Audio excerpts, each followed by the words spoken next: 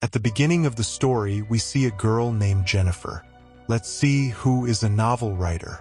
Now, because she is a writer, she was going to live in a local area away from the city so that she could complete her novel there. So first she goes to a store and meets a guy named Earl, so that she can take the key to her cabin from him because Earl is the owner of that cabin. He gives the key to the cabin to Jennifer and tells her the way to go there. Now going some distance ahead, on the way Jennifer stops at a petrol pump to fill petrol, where she sees two people who are staring at her, and their names are Andy and Stanley. Then there comes a worker named Johnny who starts helping Jennifer and asks Jennifer where she is staying. Jennifer says that she is going to live in a nearby cabin, after which Jennifer gives money to Johnny. Then accidentally her foot hits a bucket, due to which Johnny's pants get wet, and seeing this, his friends start laughing. Now Jennifer says sorry to him and leaves from there after giving him the money, after which she reaches her cabin, which is right in the middle of the forest. Now after going there, she starts her writing. At night, when Jennifer talks to her friend, while she is doing the work, suddenly she gets a cab, after which when she goes there, she sees that the door of a room there is open. When she goes inside the room, she finds many tools and a poisonous powder there. The box is also visible, after which she closes the door of that room and comes back to her cubicle. Now when she comes and writes, she accidentally spills a glass of beer on her clothes, so she goes inside to wash it. Then here we see that someone is watching her from the window. Now the next morning when Jennifer is jogging, she sees a small old house in the middle of the forest, and when she goes inside that house, she sees that the house is empty and there is no one inside. After that, she comes back to her cabin and goes to the washroom, but when she turns on the tape, there is no water coming inside, so she calls for help.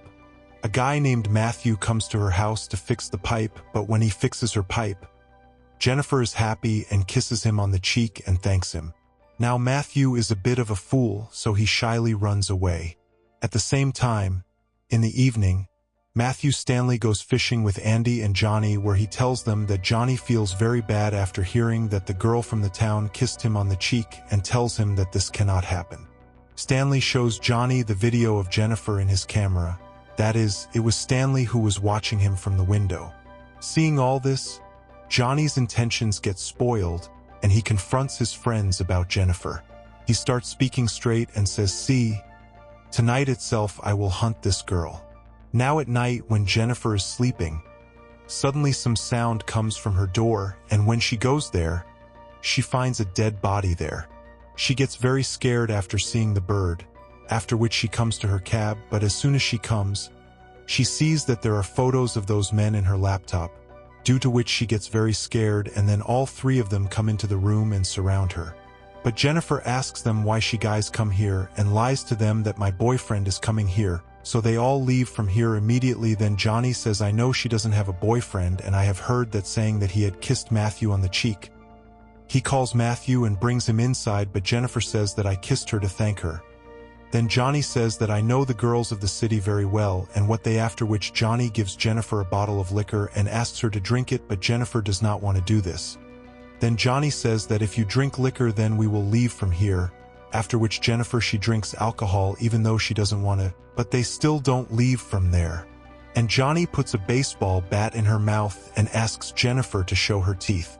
Jennifer shows her teeth to him, but Johnny refuses to do so, holds his teeth and starts shaking them, after which he takes out a gun and tells Jennifer to kiss this gun and imagine that I am your boyfriend, and makes her kiss that gun, puts the gun in her mouth and starts shaking it, while Matthew, he was not feeling good seeing all this, so he turns his face to the other side. After that, Andy puts a bottle in Jennifer's mouth and is about to break it, but then Jennifer pushes him and drops it, takes out a spray from her bag and kills Stanley. She puts it in her eyes and starts running away from there. Now while running, it is morning, and on the way she meets two men, one of whom was the same man named Earl who had given her the key. After this, she tells them everything. Then the other guy tells Jennifer that I am a sheriff, so don't worry. After this, the sheriff tells Earl that you go to the other side of the forest. Saying this, he takes Jennifer with him and goes back to her cab, and when she goes there, He investigates, he doesn't find anyone there, but he finds Jennifer's beer bottle there, and he says that maybe you got loosened because drinking, but Jennifer says that nothing has happened to her. These people are telling the truth. He tried to force himself on me, but the sheriff didn't believe him and started searching for Jennifer. We saw that he was touching Jennifer's body inappropriately on the pretext of searching. And then all 4 boys came there. Seeing this, Jennifer understands that the sheriff is also in league with them, after which the sheriff also starts misbehaving with Jennifer and starts beating her and saying that now very bad things are going to happen to you. After that, Johnny grabs Jennifer and asks Matthew to take off his clothes and says, "Today I will make you a man." So Matthew starts taking off his clothes. After that, he forcefully tears Jennifer's clothes and holds her down. Lita Carr tells Matthew to have sex with her, after which Matthew forcefully starts doing dirty work with Jennifer, which causes a lot of pain to Jennifer and she starts screaming. Then a call comes from the sheriff's house from her daughter Angel, on which his daughter tells him to come home early today, to which the sheriff promises his daughter that he will come back home early today, after which they leave Jennifer and go away from there. Now after they leave, Jennifer somehow manages to get up and stay awake.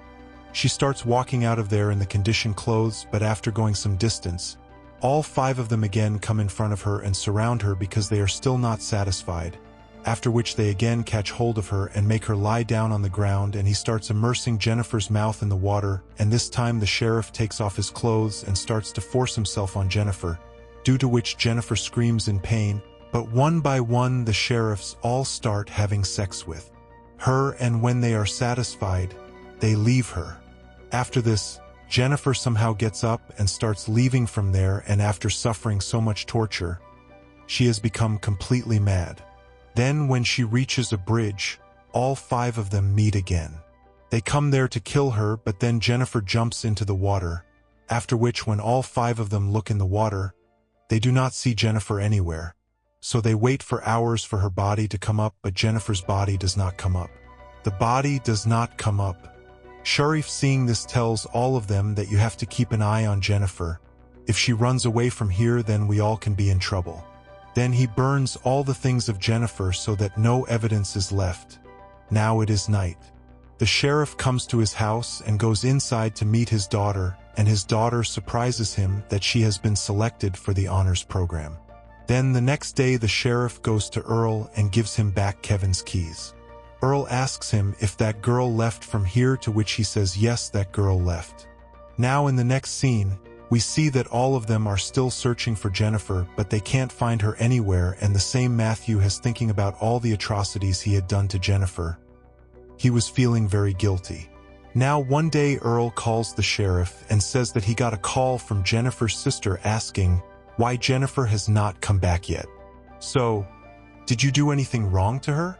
The sheriff says no, nothing happened. She just walked away. Now the next morning, Stanley comes running to Andy and Johnny and tells them that his camera was stolen. Hearing this, Johnny starts hitting Stanley and says, "Why did you need to record all that?" Now at night, when Johnny is at home, he finds something at his door. A voice comes, and when he goes there, he finds a dead bird at his door, which he thinks that maybe Stanley and Andy are pranking him, but he hears the same voice again, and on going there he finds Jennifer. He finds a slipper, of which he gets very nervous. Then he hears another voice from the bushes, and on going further, he finds rubber bands in Matthew's hand, which makes him think that Matthew is the one doing all this. One day we see the sheriff coming to his house, where his wife gives him a gift and tells him that someone has sent this for you, and there is a cassette inside it. Now when the sheriff sees that cassette in his hand, he gets very scared and goes to those boys, where he goes and starts beating Stanley and says, "Why did you need to record that video?" Then Johnny says, "Last night someone was harassing me too, and I know all this Matthew is doing it because he is feeling guilty about Jennifer's death. So he wants to scare us." Then Sharif tells them to find Matthew and bring him, and he goes to Earl and shoots him dead because Earl had also become suspicious of them. Here Matthew was feeling guilty, sitting outside Jennifer's house. Then he heard Jennifer's voice, due to which he went upstairs and found Jennifer sitting on a sofa in front of him. Then she took him near her. She calls and says, "I know you are feeling guilty." Then Matthew starts apologizing to Jennifer and says, "I did not do this to you intentionally," but Jennifer puts a rope around his neck and starts tightening it hard, due to which Matthew becomes unconscious while Andy and Stanley are searching for Matthew. And while searching for him, Andy goes inside an abandoned house, where he sees a mattress, while Stanley comes across Jennifer, who, when he sees her, he decides to kill her. When he moves ahead, his foot gets stuck in a trap, due to which he starts shouting and calling Andy. When Andy comes there, Jennifer comes from behind and attacks Andy and then hits Stanley on the head as well, due to which when Andy opens his eyes, he finds himself lying on a bathtub with the support of wood. Then Jennifer turns on the water and starts filling the tub. Meanwhile, she has also tied Stanley to a tree. She starts making a video of him feeding him a rat, puts a fishing hook on his eyebrow and ties the thread to a tree so that he cannot blink his eyes. Then she goes to and die. Jennifer is killing both of them together nearby. Jennifer comes to Andy, but Andy starts apologizing to her. Then Jennifer tells him that I too had pleaded in front of you, but you people did not listen to me at all and everyone took advantage of me. Due to which then she dunks his face in water and says that I am going to give you a very bad death. Then she goes to Stanley and tears the stomach of a fish, takes out its meat, and puts it in Stanley's eyes. After this, she goes to Andy and gives him water. She mixes poisonous powder in it and takes out a stick from under it, due to which Andy goes into the water and his mouth gets burnt. Meanwhile, some birds come to Stanley and start eating the flesh in his eyes and also his eyes. They take it out, due to which she also dies very badly, and in this way, she kills both of them. After that, Jennifer goes to the petrol pump where she attacks Johnny and kidnaps him, after which when Johnny's eyes open, then he finds himself tied without clothes and is surprised to see Jennifer in front of him. After this, Jennifer asks him, "Do you know what I am going to do with you?" Saying this, she kills all his friends one by one. She removes the tooth, due to which Johnny feels a lot of pain and starts abusing Jennifer. Hearing this, Jennifer says that you are very proud of your masculinity. It will not happen after today, because today I am going to uproot your manhood. Saying this, she takes scissors and cuts him and puts them in his mouth, due to which Johnny screams very loudly and he dies on the spot. While the sheriff is at work, his wife calls him and says that a teacher of our daughter Angel has come. Then Angel also tells the sheriff that my teacher is very good. She is going to take me from here to a playground. But the sheriff tells her to get me to talk to your teacher. Then we see that, and the teacher is none other than Jennifer herself, who has come there as a fake teacher. After which when Jennifer tells her name to the sheriff, he is surprised to hear this and tells Jennifer that please do not hurt his daughter. Jennifer then hangs up the phone and takes her daughter with her. When Sheriff reaches home, his wife tells him that his teacher has taken him to the playground. After which Sheriff quickly reaches the playground and goes to find his daughter. It seems that he does not find his daughter there, due to which he is about to leave again with the car, but then Jennifer attacks him from behind and takes him with her. When the sheriff opens his eyes, she finds Sheriff tied and Jennifer has inserted her short gun in his backside. After which Sheriff, writhing in pain, says to Jennifer, "Please don't kill me and let him go from here." Only then Jennifer puts the shotgun inside again and again. She starts pouring and says, "I also felt the same way when you all were forcing me like brutes." Then Sheriff asks her, "What did you do with my daughter?" Jennifer says that your daughter is very young, and she is beautiful. How would she feel if someone forced herself on her? Then the sheriff says, "Whoever does this to my daughter, I will kill him."